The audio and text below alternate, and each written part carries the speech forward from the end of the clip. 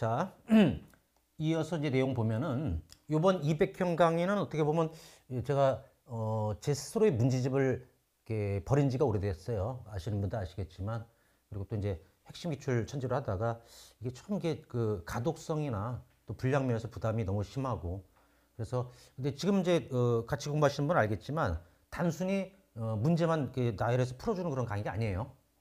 느끼시죠? 앞에서 일단 문제풀이에 필요한 원리 이런 걸 딱 이제 잡아주고, 즉 이제 딱 이제 어떤 뭐랄까 패러다임이라고 할까 이런 것들 잡고 나서 들어가니까 문제 푸는 게 더 속도가 날 겁니다. 그리고 시간 나중에 시험 전에는 이제 그 핵심 요약하는 거 앞부분 있죠? 그것만 쫙 빠르게 보더라도 좀 정리하기 쉬울 거예요. 다음에 자 11번 문제 봅니다. 미필적 고의. 그때는 이제 객관적 구성 요건 요소에 대한 어떤 이제 인식이 있어야 되고, 그 다음에 가능성에 대한 인식이라고 해서 이제 이거를 가능성설로 오해하지 마세요. 우리 판례 이제 그냥 이거는 좀 무시해주고, 나아가 용인 요거만 보세요. 인식하고 용인이 필요하다. 맞습니다. 그 다음에 12번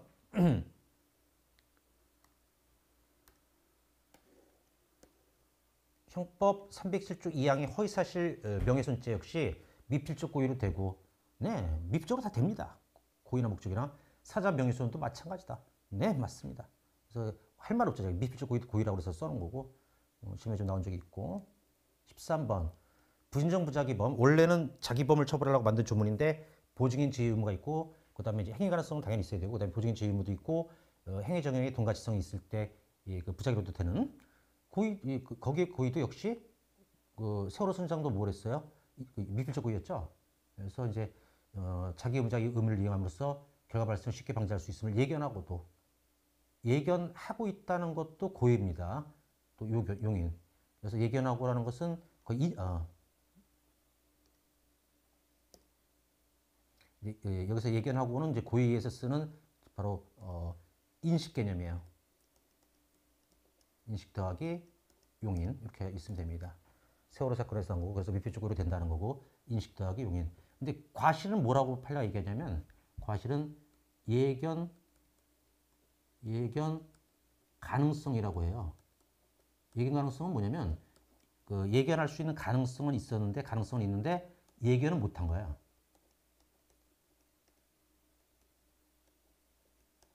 이게 바로 과실이에요. 그래서 예견하고는 고의 쪽에 가깝고, 예견 가능성이 있다 또는 예견을 할 수 있었음에도 예견 못했다, 이거는 과실의 요소라는 거, 그거 이제 구별하시고. 비주 최근에 뭐 그 경찰 승진에도 나왔고, 기타 변호사 시험에도 나왔고. 그래서 부자기범의 어떤 주관적 요소는 이제 자기범하고 별로 크게 다르지 않아요. 대신에 이제 그 고의가 하나 더 인식 대상이 있지. 보증인 지위 의무가 있다는 거, 그걸 알아야 되고, 지위가 있다는 거 어떻게 알아야 되고.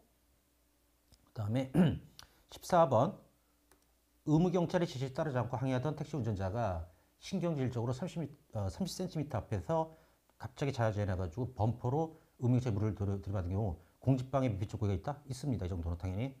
자기는 공직방 고의가 없다. 헛소리죠. 이 정도면 이제 어떤 이제 그 대신에 그 저기 3cm 요거는 이제 강론에서 배우는데, 위험한 물건을 휴대하는 특수로는 못 가죠. 특수는 아닌데 어떤 이제 이 공직방해 미필적 고의는 인정되고. 15번 대구 지하철 화재 사건. 야, 이게 이번에 이제 문제집 만들면서 또 한 번 이제 그 판례 검색을 해보니까, 나는 엊그제 같은데 이게 벌써 20년 됐더라고. 이게 벌써 세월 진짜 빨라요. 20년 전 지금부터 전 대구 쪽에서 발생됐었고, 요 시기에 제가 대구에서 이게 2002년도 전후해 가지고, 그때 제가 이제 대구에서 이제 과외를 하고 있었는데요. 그 수성구 범물동에서.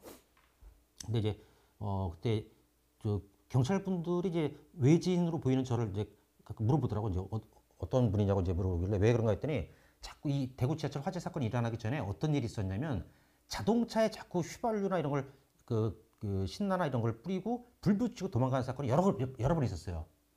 그러다 나중에 그 범인이 제가 볼 때 동일인인데, 이제 이 지하철에다 이제 휘발유통을 들고 들어가서 CCTV에 다 찍혔습니다.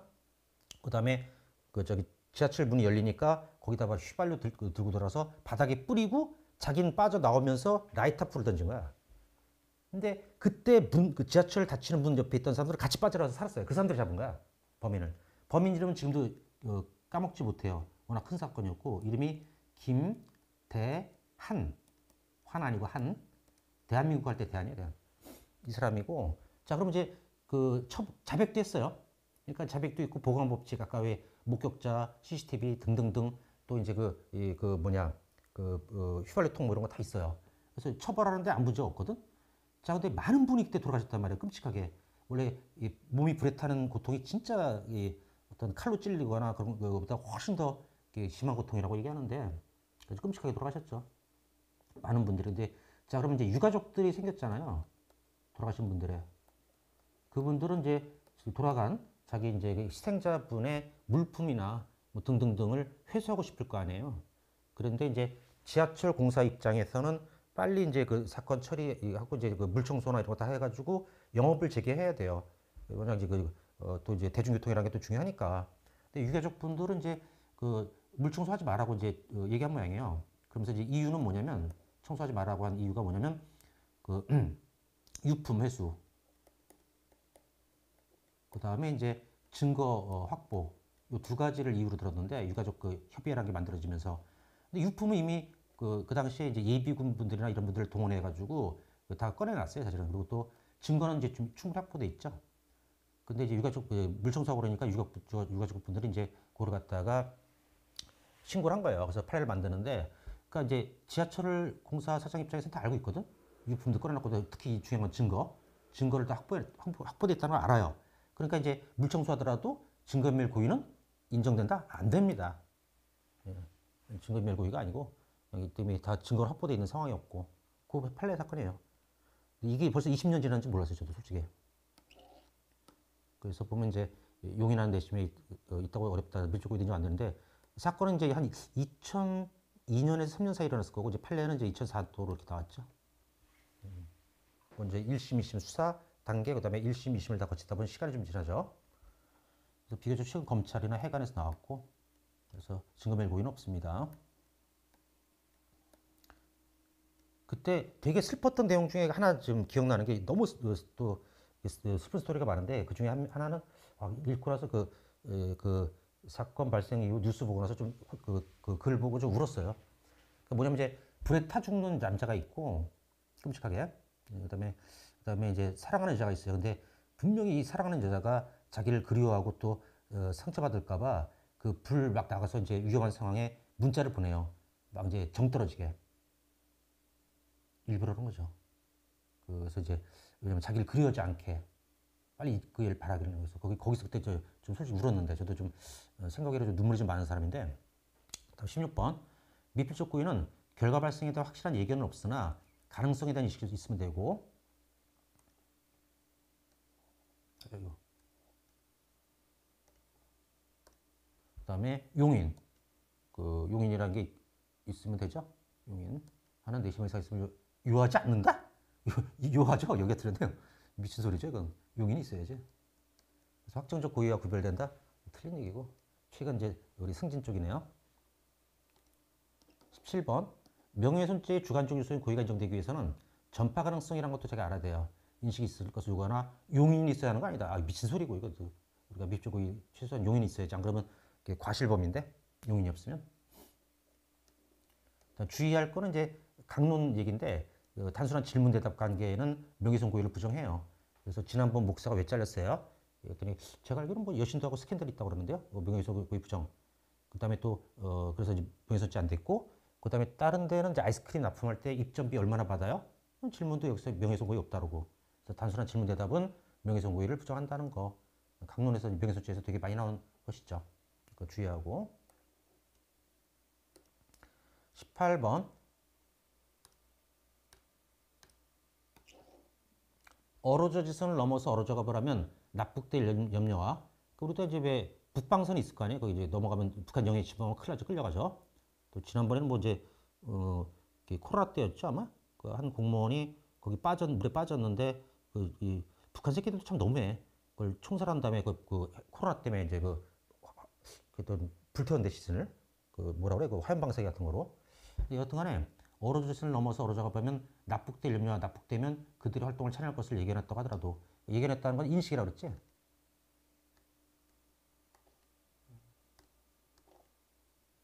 인식. 근데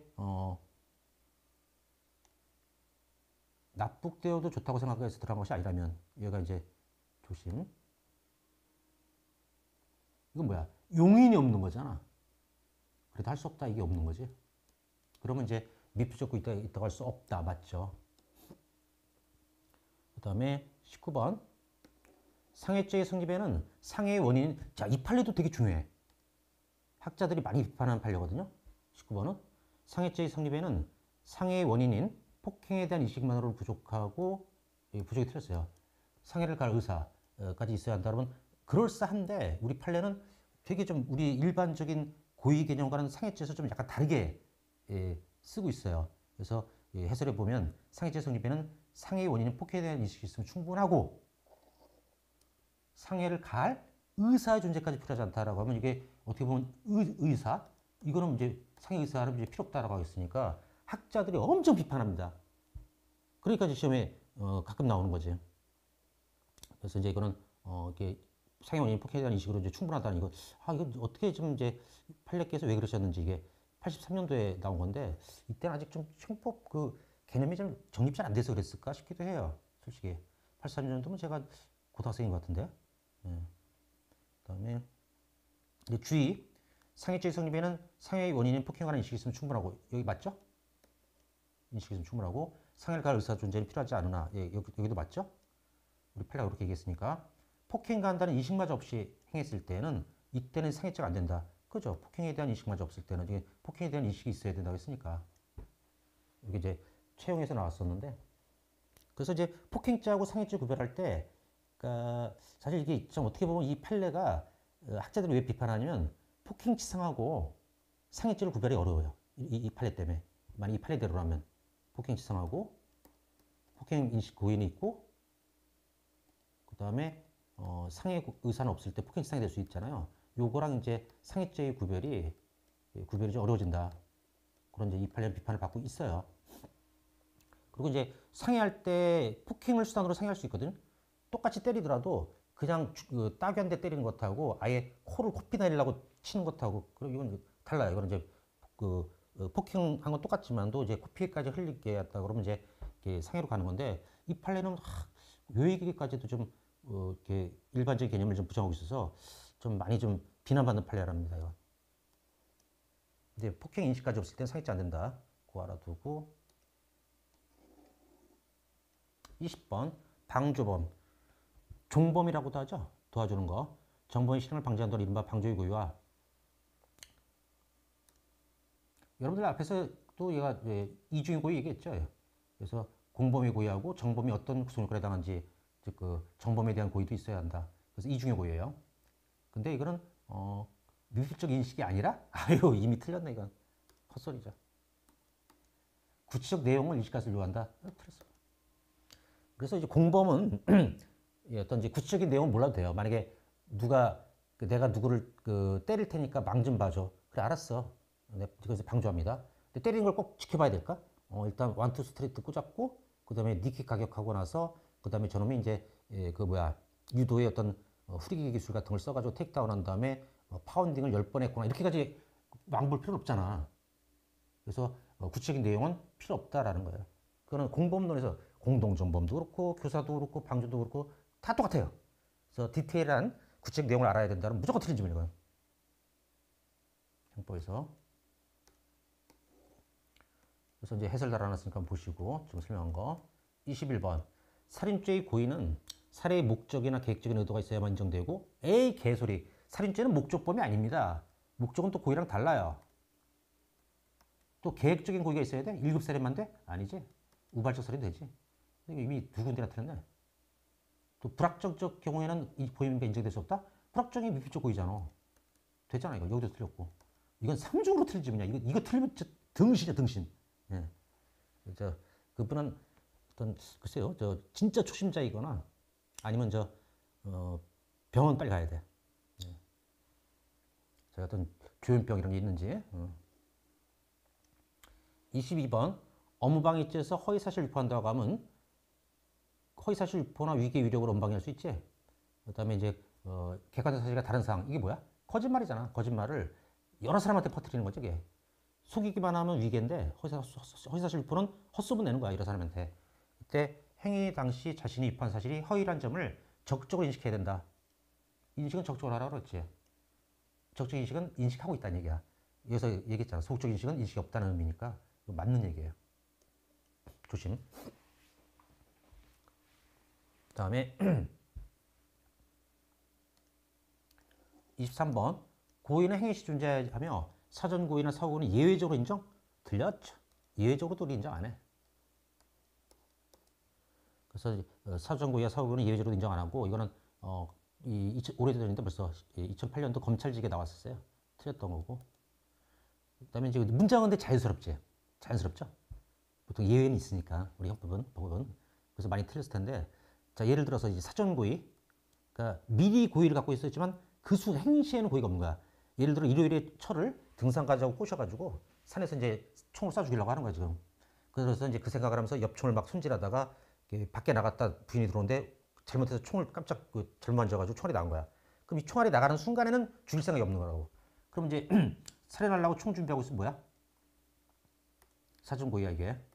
사전 고의는 예비야 이게 살인 예비. 그다음에 여기는 과실치사 행위 시에는 고의가 없으니까 그렇게 되겠죠. 그럼 이제 죄수 관계는 상사적 결합이 나오겠지. 그럼 사후 고의는 뭐냐? 사후 고의는 이제 내가 이제 지나가다가 예를 들어서 이제 실강을 하고 있다 치자. 그래서 앞에서 맨날 이제 열심히 눈 똘망똘망 이제 뜨고 집중해서 열심히 공부 잘하는 이제 수강생이 있었어요. 만약에 이제 또 귀엽게도 생겼어. 착하게 생기고. 그래서 이제 열심히 이제 강의하고 있다가 쉬는 시간에 나가다가 수강생분의 커피 아이스 아메리카노 줄여서 R을 내가 잘못해서 툭 건드렸다 이게 쏟아진 거야. 그랬더니 착한 줄 알았더니 그 수강생이 야 이 개새끼야 네가 형법 선생님이 다냐 안경까지 껴가지고 눈깔도 4개인 새끼가 이것도 못 봐 이 새끼야 막 이러고 있습니다. 그래서 저 당황했다 칩시다. 그때 저는 이제 당하고 야 얘가 이렇게 못된 애였구나. 야 이런 애면 차라리 잘 됐다 잘 쏟아내 이렇게 내가 그게 뭐야 정신승리하는 거야 내가. 그게 사후고의야. 그때는 이제 쏟을 때는 손괴고의가 있었어 없었어? 난 없었다고. 나중에 이제 사후고의로 잘 됐다 이렇게 정신 승리하고 있는 거지. 과실손해로 또 형법이 없잖아 그죠? 무죄가 돼 이거는.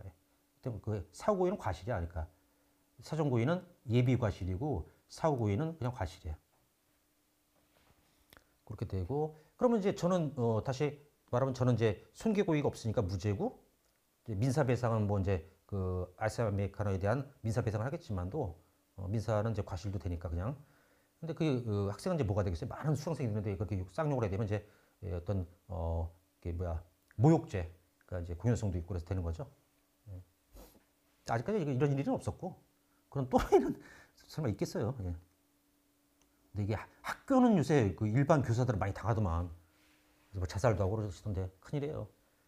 초등학교 막 중학교 이런 애들이 오히려 더 그러던데 막 선생님한테 막 쌍욕하고 뭐 이제 아주 뭐 몸만 요구하고 막 안 들어주거나 뭐 하면 이제 뭐다더라 아동 학대 이거로 막 신고한다고 하고 신고도 하고 난리가 아니더라고요.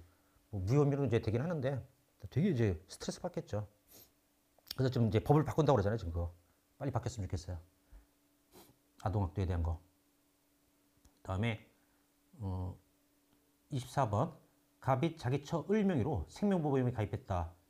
와이프 이름으로 내가 보험 가입했어. 그 다음에 같이 차 타고 가다가 운전 실수로 여기가 중요해. 저수지에 빠져서 차가 죽은 거야. 자 이거를 오해하지 마. 이 앞에 들으니까 이 새끼 보험금 탈라고 죽였구나. 그게 아니라 운전 실수라고 나왔잖아 이게. 일부러 한 게 아니라고 진짜로. 이제 살인죄 정보가 큰일 날 소리죠. 업무상 과실치사죄나 이제 되는 거죠 이거는. X. 그러니까 이제 선입견이 있어서 빨리 풀면 이거 틀린다 이거. 운전 실수 이거 조심. 고의가 없다는 거야. 이제 실제로는 아예 부인을 생명보험 들어놓고 수익자를 자기로 하고 부인을 갖다가 술 먹였나 뭐 해간 다음에 그냥 차째 밀어가 죽이고 그런 게 있었어. 그게 일산인가 경기도 북부의 어떤 조직폭력배 보스가 이런 거 해가지고 이제 뉴스에 나온 적이 있는데 그거랑 속으면 안 돼. 이건 운전 실수입니다. 실수. 고의가 없다는 얘기예요. 선입견 갖고 풀면 큰일 나죠. 형사소송법에서 말한 예단 금지. 다음에 25번 유흥업소의 업주가 고용 대상자가 자, 술집 이런 데서 이 고용 대상자가 술집에서는 애들 그 종업으로 쓰면 안 됩니다. 그 성이란 말만 믿고 건강진단서만 확인한 채 건강진단서는 신분증이 아니고 사진도 안 나와요. 고용한 경우 청소년 고용에 관한 미필적 고의가 있다. 맞습니다. 그렇게 봐야 되겠죠. 이러면 청소년도 할 수 없다 이러는 거. 그래서 신분증 봐야 되고. 다음에 26번. 자, 이번에 신분증을 요즘 애들은 약아가지고 저기 뭐냐 신분증 같은 경우를 갖다가 이제 아예 저기 그 선배 거를 갖다 찍어서 저기 이제 그저 뭐지 이 스마트폰으로 보여주는 경우도 있고 아니면 아예 위조한 걸 어떻게 선배한테 그걸 갖다 받아가지고 선배한테 또 부실 거에서 또 만들면 되니까 부실 거 해가지고 그거로 하는 경우도 있어. 그럼 어떻게 해? 보통 얼굴이 다르겠지? 이게 포인트. 사진과 실물이 달라 보인다. 그럼 어떻게 해야 돼? 그 다음에 여겼다면 달라 보인다고 여기고도 고용한 거야. 그러면 미필적고 있는 거죠. 예, 어린애 뭐 어때? 그래서 이때는 판례가 어떻게 하라고 그러냐면 해법을 얘기하고 있어. 아까 미리 제가 얘기했는데 일단은 이제 그 자세하게 사진하고 실물을 구별하고 자세하게 대조하고 자세히 대조해도 이게 긴가민가 해. 그럼 어떻게 하냐면 너 신분증을 자기 이제 그 유흥업소 주인이 갖고 너 주민등록증에 여기 주소 한번 불러봐. 그 다음에 주민등록번호 외워봐라고 하면 보통 그런 행동하는 애들이 똑똑하지 않은 애들이 많고 이제 좀 아직 어리니까 잘 모르니까 주민번호는 외우더라도 주소는 외우지 않는 경우가 있거든. 이 두 개를 암송시키는 거야. 그래야 이제 청소년 고용에 대한 고의가 없다라고 하겠다라는 거. 해법도 얘기해 줬어요. 18년도 법원행시에 나왔고 예전부터 계속 찍고 있던 판례인데 드디어 이제 18년도에 나왔네. 법원행시에. 27번 여관업을 하는 자가 자, 이 사건의 스토리는 원조교제 이게 지금 보면은 원래 여긴 나와 있지 않지만 원조교제를 또 요새 뭐 조건만남이란 말로도 쓰던데 조건만남 이런 거. 자, 이런 것을 이제 하러 성인 남성하고 성인 남자하고 그다음에 이제 여중생이 이제 숙박소에 들어옵니다. 그랬을 때 이 여관 주인이 바로 여자한테 물어본 거야. 약간 어려 보이는 것 같거든. 그래서 이제 여관 주인, 모텔 주인이나 이런 사람 혹시 미성년자 아니세요? 했더니 저 무슨 소리냐고 대학생이라고 주장을 합니다. 그럼 저 신분증 가져가 보여달라고 그랬더니 신분증을 갖고 오지 않았다. 대학생인데 그래요? 그럼 이제 구두 말로 몇 살이에요? 했더니 네 21살입니다. 이렇게 한 거야 지금. 그래서 이성은숙 남녀를 같이 재운 거지. 이때는 이제 그럼 신분 확인 안 했잖아. 의심이 가는데도 그럼 미필적 고의가 인정된다라고. 예. 근데 이런 사건에서 이제 수원에서 발생된 사건 중에서는 얘가 여기는 약간 좀 긴가민가 하나 했거든. 어려 보이는 그 감이 있어. 근데 거기서는 이제 중일짜리를 갖다가 술 먹고 성관계를 했는데 키도 크고 키가 뭐 엄청 크고 그다음에 또 누가 봐도 성인으로 보여. 그런 적이 있어요. 수원에서. 그때 이제 그거를 검찰이 무혐의 내리니까 막 이제 네티즌들이 비난하던데 어쩔 수가 없어요. 그거는 누가 봐도 성인으로 보이면은 이게 어린애랑 이제 성관계한다는 고의가 없어서 무죄가 되죠. 그래서 검찰이 무혐의를 끝냈고 그거는. 요즘 애들이 조숙해가지고 이런 현상이 앞으로 많이 나올 건데 이때 이제 그 판단 기준은 제가 어떤 이제 술집을 스스럼없이 드나들 수 있을 정도다. 술집에서는 저기 미성년자 받으면 또 영업정지 나고 손이 크거든. 신분증 검사하고 그러는데 워낙 이제 조숙해 보이면 안 그럴 수도 있단 말이야. 그런 게 이제 판단 기준이 되겠지. 그리고 이제 판사들도 볼 거야. 수사기관도 보지만 수사기관에서 아예 그냥 저기 이런 조숙해 보인다 그러면 무혐의 내려도 되고. 다음에 28번 성을 사는 행위를 알선하는 행위. 매춘이죠, 매춘. 그래서 성매매 알선을 포주라고 얘기해 보통. 그 업으로 하는 자가 성매매 알선을 위한 종업원을 고용하면서 고용 대상에 대해서 아동 청소년 보호를 위한 연령 확인 의무 이행을 다하지 않은 채 고용했다. 그럼 얘도 이제 그 아동 청소년인지 반드시 이건 확인해야 되는데 확인해도 어차피 매춘은 이제 불법이지만 또 범죄지만 어린애일 땐 더 세게 처벌되거든. 근데 그렇더라도 확인 안 해도 특별한 사정이 없는 한 아청에 대한 미필적 고의 인정되지 않는다? 이건 미친 소리죠. 예. 이런 이제 매춘일 땐 더더욱이나 이제 그 신분증 반드시 확인해야 되고 술집도 마찬가지고 숙박소도 마찬가지고 틀렸고 비교 판례 심야 시간에 난 이것도 이 사건 전에는 몰랐어요. 찜질방에 어린애들이 이제 그 뭐야 찜질방에서 자는 게 불법인 줄 잘 몰랐습니다. 이 판례 전에는 그때는 보호자가 와야 된다고 그러더라고. 그래서 이제 왜 가출 청소년들 있잖아. 가출 패밀리 줄임말 팸 얘들하고 이제 20대 후반의 남자가 만나서 채팅 통해서 만나서 얘들하고 이제 찜질방 들어갔는데 내가 얘들 그 오빠다라고 했더니 그 오빠라고 하던 얘기는 그 어린애들이 이제 여중생 여고생 이런 애들이지. 그래서 이제 오빠인 줄 알고 들어보는 거야. 그때 이제 종업원은 미필적 고의가 없다 맞습니다. 그래서 이런 경우라면 또 술집이나 뭐 저기 그게 뭐냐 그리고 여기는 이제 보호자가 있으면 이제 무죄가 되는 그런 관계이기 때문에 법이기 때문에 그래서 제가 기억하라고 오빠인 줄 알았던 거지. 찜질방 종업원은 무죄다. 비교 판례 알아두시고 다음에 29번 적성검사를 받지 않아서 적성검사 기간이라는 게 있죠. 저는 이제 운전면허증을 따보지 않아서 잘 모릅니다만은 솔직히 얘기해서 그래서 운전면허가 취소됐대요. 안 받아가지고 근데 운전했어야 돼. 근데 자기는 취소된 줄 모르는 거야 사실은. 적성검사 기간을 외우고 다니지 않을 거거든. 내가 궁금해서 실강 때 이제 앞에 있는 우리 경찰 수험생들은 다 운전면허증이 있어야 되잖아. 그 자격 요건이잖아요. 너 운전면허증 좀 적성기간 언제야? 그래 다 모르더라고. 그러니까 깜빡 모를 수 있어. 근데 면허 취소됐다고 하더라도 이게 이제 고의가 있어야 무면허운전 고의가 있어야 되는데 무면허운전 고의가 있어야 되는데 자기 취소된 줄 모르고 있고 또 관할 경찰 당국이 통지했을 때는 알겠지만 당신 면허 취소됐어? 그 전에 이제 내부 공고만 한 거야. 그것만으로 운전자가 모르니까 무면허운전 고의는 없는 거죠. 미필적 인식이 있다고 무면허운전에 대한 조심. 무면허운전이다. 면허 취소된 걸 몰랐는데 무면허운전 고의가 있다고 그러면 안 되겠죠? 추단할 수 있다 그러면 X죠. 빈출지문 아니고. 30번은 이건 해도 너무해. 이미 적성검사 미필로 면허 취소된 전력이 있어. 그러니까 알아 자기는. 그럼 조심해야지. 또 면허 적성검사가 5년이 지나서 5년. 1년 2년도 아니다. 받지 않았다면 얘는 이제 전력도 있는 데다가 그래서 이제 이때는 알고 무면허운전 고의가 인정됩니다. 그래서 요건 제가 또 적성검사 미필? 그것도 5년이나 무면허운전 인정됐다. 짧게 쓴 거야. 31번 피고인이 적성검사 기간 도래 여부에 관한 확인을 게을리하여 기간이 도래했음을 알지 못했더라도 적성검사 기간 내에 적성검사를 받지 않는 데 대한 미필적 고의는 인정된다. 맞아요. 조심. 무면허 고의가 아니야 이거는. 그렇지. 적성검사를 안 받는 데 대한 고의는 있다고 보자. 그다음에 그 주의할 거는 이건 무면허운전 아니고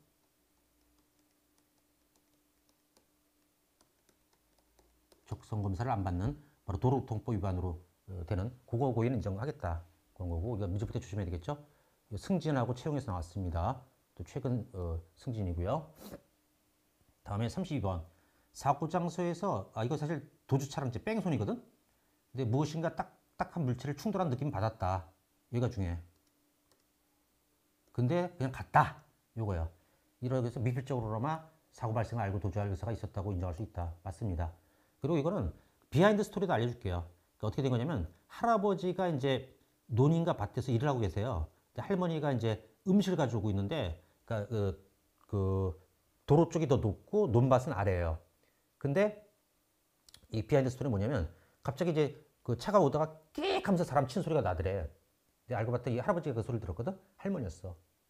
그래서 돌아가셨거든요. 그러더니 멈춰가지고 있다가 다시 출발하더라는 거야. 어느 정도 멈춰 있다. 확인했겠지 솔직히. 근데 자기는 확인은 못했지만 인정한다. 뭔가 딱딱한 거 친 것 같기는 같다. 이놈은 밀접 고의를 인정했습니다. 그래서 특가법상 도주차량죄 이렇게 나오는 거죠. 근데 돌아가시지는 않았나? 하여튼 그런 사람인데 뺑소니 됐어요.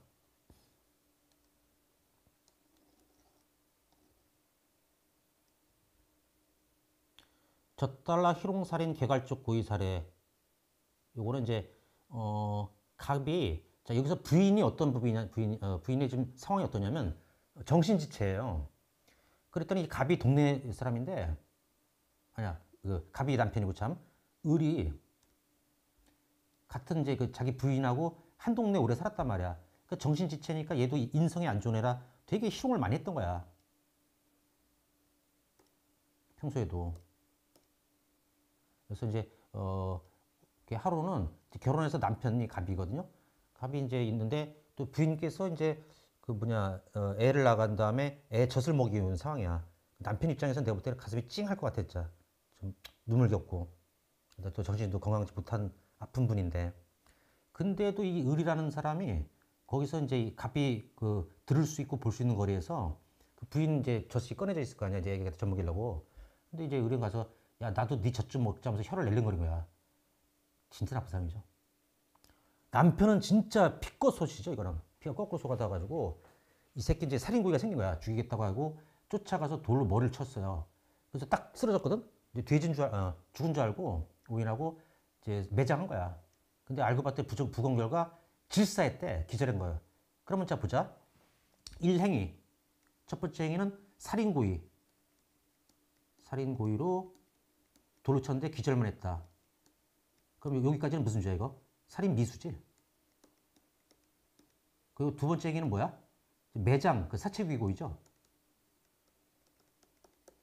근데 알고 봤더니 이때 질사했다라고 하면 자, 이걸 냉철하게 나눠보면 어떻게 되냐면 행위시고의를 너무 깐깐하게 하면 질사했을 때 여기는 이제 이미 죽은 사람이니까 살인고의가 아니라고 과실치사가 된 거야 이게. 이렇게 보자는 견해가 있어. 이게 이제 이른바 경합범설, 실경, 때린 행위, 묻은 행위 두 개로 보자. 근데 우리 판례는 그렇게 안 봐요.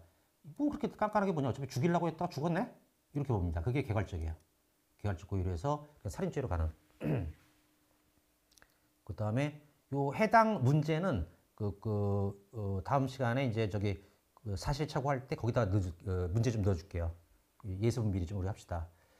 그 다음에 인과관계 착오로 보는 경우에도 비본질적인 경우 이거는 이렇게 뭐 예를 들어서 인과관계 착오라는 건 뭐냐면 인과 과정의 착오라고도 부르는데 수영 못한 사람을 한강으로 불러가지고 잠깐 할 얘기 있다고 한강으로 이제 와서 산책하자 그런 다음에 한강 거기 대교에서 물에 빠뜨리려고 민 거야. 근데 물에 빠져 죽길 원했는데 그 유람선 지나가는 게 갑자기 통과되면서 거기 머리 부딪혀 죽었다. 그런 게 인과관계착, 인과과정의 착오로 이제 보는 건데 여기도 죽는 과정이 생각하고 다르지. 그때도 비본질적이라는 얘기가 뭐냐면 큰 차이 없다. 이래 죽나 저래 죽나. 그때는 살인죄를 인정하고. 근데 경합범설만큼은 행위시고의를 너무 중시하기 때문에 실경으로 보는 견해가 있어요. 상경 아니고 실경. 우리 판례는 살인죄로 이제 끝나버립니다. 그래서 이 경합범설 여기 소개도 돼 있죠. 낙산 비치호텔 상해치사 사건. 불륜의 끝은 보통 안 좋은 것 같아. 그래서 지금 낙산 비치호텔 사건 어떤 거냐면 불륜의 남녀가 낙산 비치호텔에 놀러 가서 이제 그러다 말다툼이 생기는데 어떤 이제 남자가 여자를 심하게 때려. 그러면 이제 남자 여자를 때리면 상해져. 일단 남자 때린 거랑 다르게 더 세죠. 빈사 상태 기절한 거지. 근데 이거는 이제 그럼 일단 여기까지는 빈사는 이제 기절했다고 보고 여기까지 뭐야? 이게 1행위. 상해야 상해. 상해 딱 됐네. 기절도 상해니까. 근데 죽은 줄 오해하고 자살한 걸 위장하려고 이제 던진 거야. 그게 두 번째 행위. 근데 죽은 줄 알면 살인고의가 또 없지? 이거 과실치사야. 이미 시체인 줄 알고. 근데 알고 봤더니 떨어지면서 다발성 골절로 죽었다 이렇게 하면 그럼 상해 더하기 과실치사를 합치면 죄명이 뭐가 나와? 상해치사가 나오지. 근데 이거는 개괄적 고의가 아니라 위에 같은 젖달라 이런 거 달라서 개괄적 과실치사라고 하고 죄명이 상해치사라는 것이 가끔 나와요. 아니 가끔이 아니라 자주 나와. 이것도 빈출이야 빈출. 저기 뭐냐 아까 위에 젖달라 희롱 이것도 빈출이고 두 개를 구별하라는 거야. 죄명이 다르지. 이건 살인이고 얘는 상해치사고 또 모두 달라. 얘는 살인고의였고 얘는 상해고의였고. 고의 입증 방법. 대부분의 범인이 만약에 칼로 찔렀는데 안 죽었다 그러면 나는 살인고의였어요 라고 얘기할까? 상해고의였어요 라고 얘기할까? 상해라고 얘기했지. 살인고의인데 만약에 또 죽었어. 칼로 찔렀는데 죽었더라도 자기는 죽일 생각까지는 없었다. 이렇게 얘기했지. 형량을 줄이려고. 그래서 그 사람 말을 믿지 말라고 좀 판례가 얘기했지. 행위자의 진술에 의존하지 말고 외부에 나타난 행위랑 여러 가지 사정을 또 종합해서 그 다음에 이거를 일반이라면 어떻게 평가한 건지를 고려하면서 누구 입장에서 고의를 따져야 돼?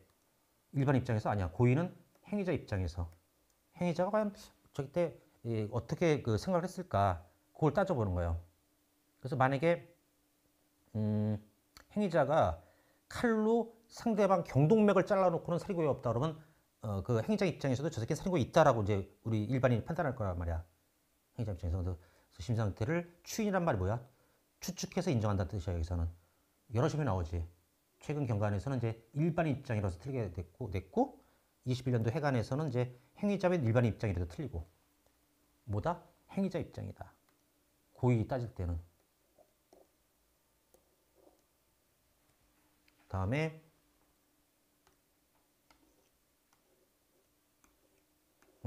뭐야 이거는 그 번호를 안 들었냐 내가? 여러분들이 볼 때는 번호 달려 있을 거고 그러면 번호가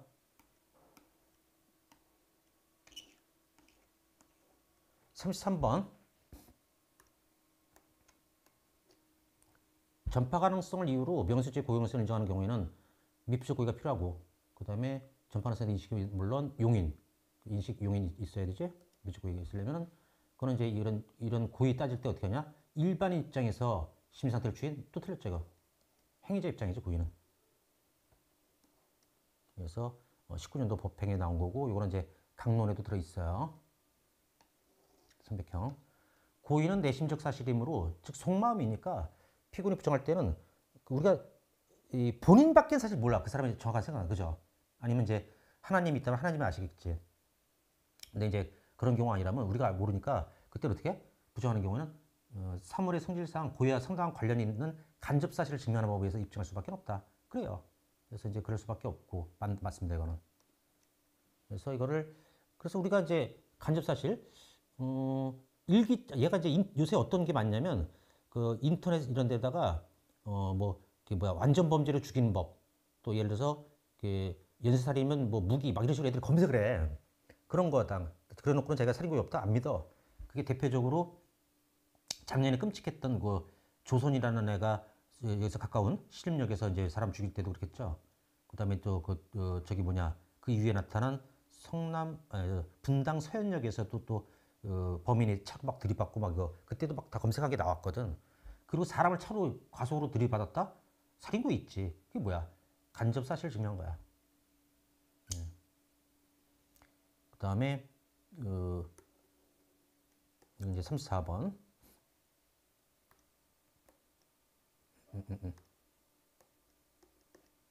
그다음 35번은 34번은 맞고 35번은 피고인이 고의를 부인하는 경우 사물의 성질상 범죄와 고의와 관련성이 있는 간접 사실 또는 정한 사실을 증명하는 방법으로 범인 자체를 객관적으로 증명할 수 있다? 객관적으로 못해. 객관적으로 하려면 건 신이야 신. 예. 그래서 우리는 이제 이 객관적으로 입증할 수가 없으니까 지금 이런 이제 간접 사실로 하는 거라고. 우리가 신은 아니기 때문에 뭐 판사가 신은 아니잖아. 그래서 자는줄 오인했던 사건 있죠. 우리 강론에서 유명한 준강간의 불능미수, 또 불능미수도 유명하고. 그래서 이제 군인 가족이 있고 부인이 있어. 남편 군인이라고 하고 그다음에 여자 그 처가 이제 민간인 관사에 같이 있는데 부인의 친구가 같이 그 관사에 와서 술을 먹은 거야. 군인 남자랑 그 부인하고 이제 셋이서. 근데 이제 그 10시 반 정도에 술 먹기 시작해서 한 새벽 2시 됐어. 그 부인은 먼저 딱 그냥 그 잠들어 버렸고. 그다음에 이제 남은 둘이 좀 술 먹다가 이제 그 부인 친구도 졸린다고 이제 그 방에 들어갔어요. 근데 이 남자가 이제 성욕이 들어가지고 여자 잔다고 생각하고 그래서 자는 줄 오인한 거야. 근데 아직 여자는 잠들지 않았어.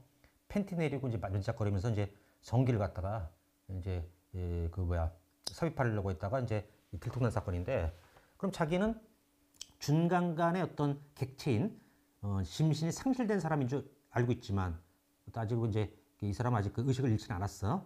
그때는 이제 그게 결과 발생에 이제 중간간의 고의가 있더라도 결과 발생에 이제 애시당초 원시적으로 불가능하기 때문에 위험성이 있으니까 불능미수가 됐던 거죠. 이때 나온 얘기야. 객관적으로 증명할 수 없으니까 간접 사실로 증명하라고 얘기하는 거예요. 그래서 객관적으로 이게 틀렸고 이거는 되게 난이도 있지? 21년도 검찰에서 나왔네. 예, 까다로웠죠 이거는. 조심.